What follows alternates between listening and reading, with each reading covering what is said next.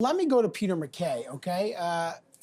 Over the weekend, Peter MacKay released a video on Twitter, okay, lambasting Justin Trudeau for spending about under 800 or 800 bucks-ish taxpayer money on yoga sessions, okay? It got 700,000 views, okay? So it went viral. Today, he spoke to CTV National News about the video, and the story will be on an extensive story on CTV National News with Lisa LaFlamme tonight, so you want to check it out. But let me just show you a clip from what Mr. MacKay said about his own social media feed.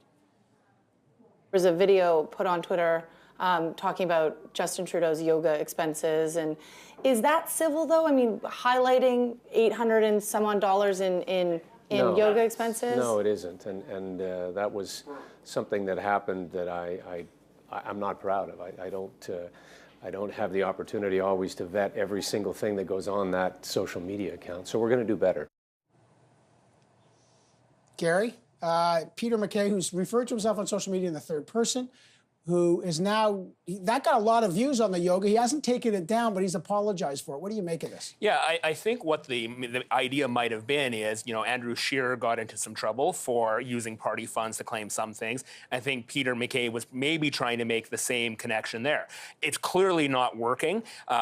He's had to back down from it today, publicly saying it. But, you know, there's a reason in the United States sometimes they say, I'm so-and-so and I approve this message, because it gives the ring of approval to it. This clearly does not seem to be in that realm, and he's going to face some tough questions over it. And it's not the only social media. Well, and he's going to face questions. I mean, Michelle, if he's questioning his expenses on yoga, someone's going to bring up the fishing trip and the cormorant search and rescue helicopter pretty quickly. Oh, definitely. But also, this is not walking it back. If he actually wanted to walk it back, he'd take it down. But you know what? It's sitting there, which leads me to believe that he's loving the traffic that's coming in from this post, right? You know, we're seeing record setting. I would also point out that this is not the first time that we've seen Mr. MacKay go after Mr. Trudeau's interest in yoga. And if he wants to emasculate the Prime Minister, he's not going to be getting a lot of women voting for him.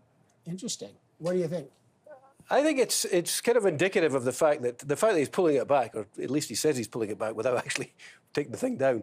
It is indicative of the fact that, though, he is the presumptive front runner in this race, that he doesn't need to get the attention particularly. He doesn't need to be seen to be thrashing out and you know, tarnishing other people. It's almost a sign of confidence that he could say that, yeah, I think I made a mistake there.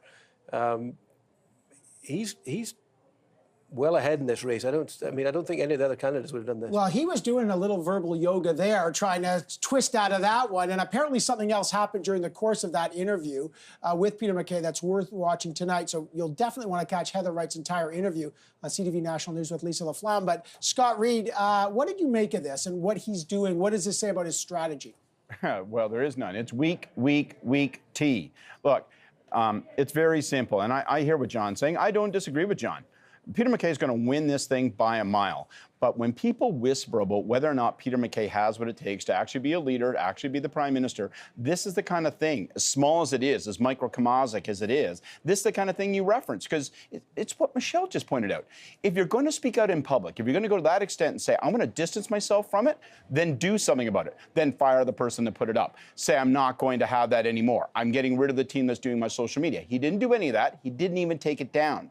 So you can't have it both ways. If you want to be a leader, then lead. Not from behind, but from the front. Happy to say the Harper government's helped to sign on to the UN's International Day of Yoga under Minister Baird's leadership. No, but it is strange that he's used this, like, I play hockey, he does yoga. Then what I think, and I don't know why he took it down, maybe he doesn't want to run the camp, but he's, you know, once you start getting, especially with Peter MacKay, expenses that are being used for personal reasons, that was a huge issue for him when he was in government. He claims that was a, you know, it was a government expense for a government event using a government asset. But it was still newsworthy, and he's still going to have to answer questions about it. And if he doesn't want to draw attention to that scandal, then why is he going after Justin Trudeau for spending, what, $800-900 on the yoga? I'm not defending it, but I'm just saying that maybe look in the mirror. So and if you're mad at your campaign team. Oh, go ahead, Scott. If you're mad at your campaign team because they walked you into that argument, the one you're putting forward, Evan, then take the tweet down and sack somebody. But if you're not going to do that, then eat it. I think it's been a pretty undistinguished social media campaign so far. I mean, some of the stuff that was coming out last week, I put up a tweet, that's hurting my eyeballs. This thing was really blasting out. I think they might want to look at their whole social media strategy. But also, if he does win the Conservative leadership and it's looking good for Mr. MacKay right now, what does this say about the next campaign? How personal is it going to get? I got 20 seconds, but is it just normal we're seeing Aaron O'Toole and Peter MacKay? Are they just tacking right before they go to the center in the general? Yeah, I think so. I mean, sure. you got to win the party first before you win the country, and they're trying to stake out ground. I mean, I think Aaron O'Toole's actually done a better job at staking out some policies, whether you agree with them or not. Peter MacKay is kind of running a front-runner's classic campaign here by trying to focus on some pretty high-level stuff and not really getting into the details of policy. Will that work with conservative base voters who tend to be very policy-heavy? We'll see. I gather we're going to hear from MacKay in the next week or so, giving a kind of outline of where he's going to go. Well, we'll hear from him a bit more tonight on the National. Okay, I got to leave it there.